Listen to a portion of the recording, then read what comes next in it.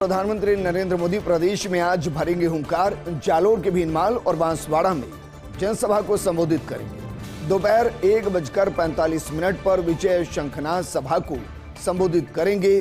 उसके बाद शाम को 4:15 पर बांसवाड़ा में चुनावी रैली को संबोधित करेंगे। बांसवाड़ा के गुरु गोविंद कॉलेज ग्राउंड पर होगी सभा। और आज प्रधानमंत्री मोदी का 2 लोकसभा क्षेत्रों में दौरा है। एक है जालोर सिरोही और दूसरी बांसवाड़ा। प्रधानमंत्री मोदी पहले जालोर आएंगे, भीनमाल के अंदर सभा को संबोधित करेंगे और उसके बाद वो वहां से बांसवाड़ा के लिए रवाना होंगे। दोनों सीटें हॉट सीट कहिए, महत्वपूर्ण सीटें कहिए, क्योंकि एक तरफ पूर्व मुख्यमंत्री अशोक गहलोत के पुत्र वैभव गहलोत मैदान में है और दूसरी तरफ इस सीट पर महेंद्रजीत सिंह मालविया जैसे दिग्गज चेहरे पर सभी की नजरें टिकी हुई है और इसीलिए दोनों हॉट सीट।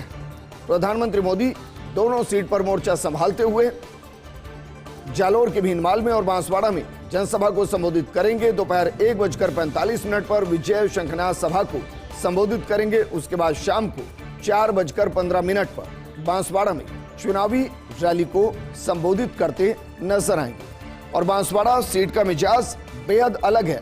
रिजर्व सीट है और उसके साथ साथ 15 लाख के आसपास वोटर यहां एसटी वर्ग से आते हैं और एससी एसटी वर्ग से लगा लें तो फिर इस सीट पर वोटर्स 16 लाख के आसपास होते हैं, जबकि कुल वोटर्स यहां 22 लाख के आसपास है। आगे बढ़ते हैं। भारत मंडपम में प्रधानमंत्री मोदी का संबोधन। कहा कि वर्धमान कार्यक्रम भगवान महावीर के संदेश प्रेरणा पुंज है। देश सही दिशा में जा रहा है। भारत मानवता का सुरक्षित ठिकाना है। प्राचीन संस्कृति में संघर्षों का समाधान है और भारत विश्व बंधु की भूमिका निभा रहा है। तो प्रधानमंत्री मोदी भारत मंडपम में पहुंचे और आज भगवान महावीर का जन्म दिवस है, जिसे मनाया जा रहा है, कल्याणक दिवस के रूप में मनाया जा रहा है। और जिए और जीने दो का संदेश जिन्होंने दिया, अहिंसा परमो धर्म का संदेश जिन्होंने दिया, जो एक तरीके से प्रेरणा स्रोत हर उसके लिए जो अहिंसा में विश्वास रखता है। तो प्रधानमंत्री मोदी ने यह संबोधित भी किया और संबोधित करने के दौरान उन्होंने जैन समाज के 24वें तीर्थंकर भगवान महावीर के लिए कहा कि वो प्रेरणा पुंज हैं, उनके संदेश प्रेरणा पुंज हैं। देश सही दिशा में जा रहा है और इसके अलावा प्राचीन संस्कृति में संघर्षों का समाधान है। भारत विश्व बंधु की भूमिका निभा रहा है।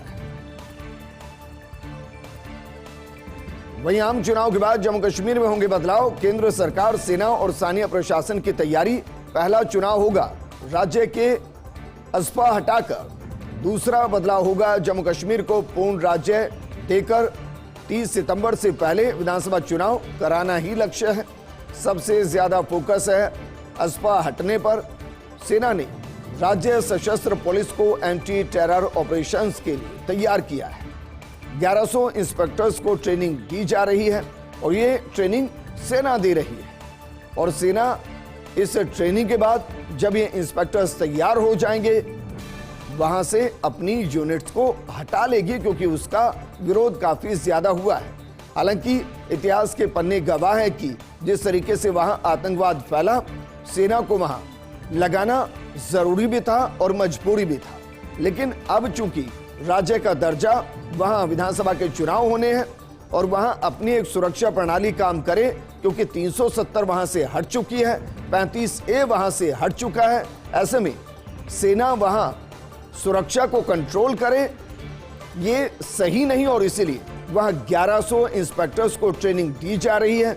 ये ट्रेनिंग सेना दे रही है और उसके बाद वहां अस्पा को हटा दिया जाएगा और ये एक बड़ा बदलाव जम्मू कश्मीर के अंदर नजर आएगा। वहीं वायनाड में कांग्रेस को झटका लगा है। जिला कांग्रेस के महासचिव PS सुधाकरन बीजेपी में शामिल हो गए हैं। इस्तीफा देने के बाद सुधाकरन ने कहा, राहुल गांधी को फिर से सांसद चुने जाने से वायनाड के विकास की संभावनाएं खत्म हो जाएंगी। राहुल को चुनौती दी कि वो घोषणा करे कि अमेठी से चुनाव नहीं लड़ेंगे।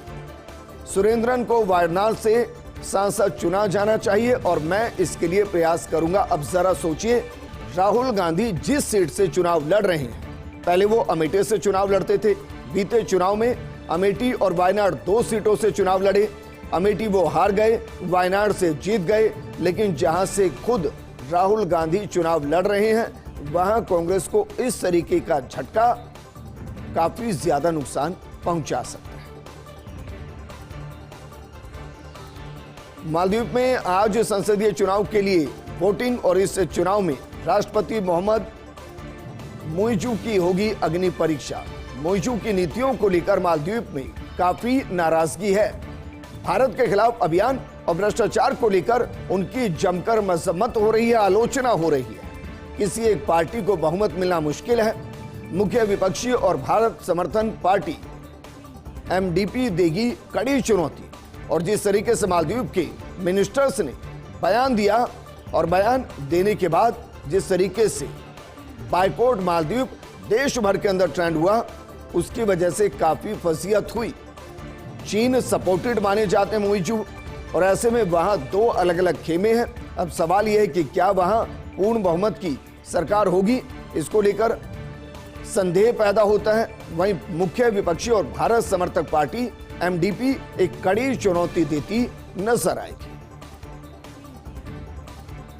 अमेरिकी विदेश मंत्री एंटनी ब्लिंकन जाएंगे चीन। अगले हफ्ते चीन पर यात्रा पर रहेंगे ब्लिंकन। द्विपक्षीय, क्षेत्रीय और वैश्विक मुद्दों पर करेंगे चर्चा। मध्य पूर्व संकट, यूक्रेन रूस युद्ध, क्रॉस स्ट्रेटीज मुद्दे और इसके अलावा दक्षिण चीन सागर पर भी बातचीत होती नजर आएगी। और हो सकता है इसमें एक और चीज को जोड़ दिया जाए, और वो हो सकती है ईरान और इजराइल के बीच जिस तरीके के तनाव की स्थिति बन रही है, उस पर भी बातचीत हो सकती है। इस बुलेटिन में फिलहाल इतना ही, लेकिन आप बने रहिए फर्स्ट इंडिया न्यूज के साथ, क्योंकि खबरों का सिलसिला लगातार जारी है। नमस्कार।